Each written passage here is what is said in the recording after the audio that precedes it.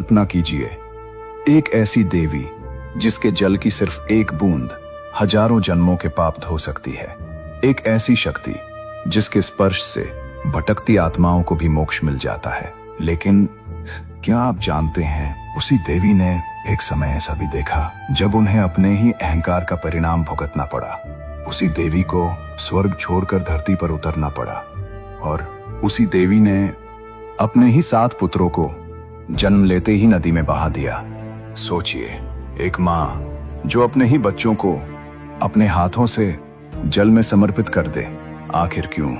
वो कोई और नहीं, माँ गंगा है।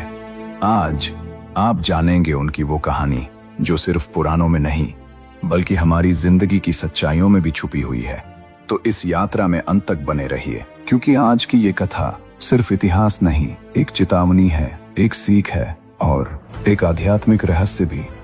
एक ऐसा समय जब धरती पर इंसानों का अस्तित्व भी पूरी तरह स्थापित नहीं हुआ था, जब देवता, ऋषि और दिव्य शक्तियां तीनों लोकों में विचरण करती थीं। उस समय स्वर्गलोक में एक दिव्य नदी बहती थी, लेकिन वो सिर्फ नदी नहीं थी, वो चेतना थी, ऊर्जा थी, स्वयं ईश्वर का स्पर्श थी। उनका नाम था गंगा।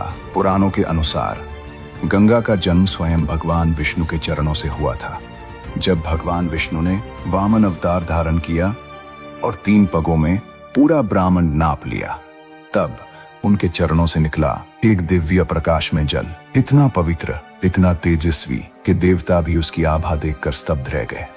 ब्रह्मा जी ने उस जल को अपने कमंडल में धारण कर लिया और वही जल आगे चलकर गंगा बना। सोचिए, जिस जल ने स्वयं भगवान के चरणों को स्पर्श किया हो, उसकी पवित्रता कितनी अद्भुत होगी। गंगा का स्वरूप अलौकिक था। श्वेत वस्त्र, लंबे काले केश, माथे पर दिव्य तेज और आंखें इतनी शांत, मानो पूरे ब्रह्मांड का करुणा सागर उनमें समाया हो। देवता उनका सम्मान करते थे, ऋषि उनकी पूजा करते थे और स्वयं महादेव ने उन्हें अपनी जटाओं में स्थान दिया था। लेकिन हर शक्ति के भीतर एक परीक्षा छुपी होती है और गंगा की परीक्षा थी अहंकार। धीरे धीरे उन्हें अपनी शक्ति पर गर्व होने लगा। उन्हें लगने लगा कि तीनों लोकों में उनके समान कोई नहीं, और शायद यही वो क्षण था जहां से भाग्य ने करवट लेनी शुरू की। धरती पर उस समय अयोध्या में एक महान राजा राज करते थे। महाराज सगर पराक्रमी, धर्मात्मा और अत्यंत शक्तिशाली। एक दिन उन्होंने संकल्प लिया अश्वमेध यज्ञ करने का, एक ऐसा यज्ञ जो किसी भी राजा को संपूर्ण पृथ्वी का सम्राट बना सकता था। उत्सव शुरू हो गया।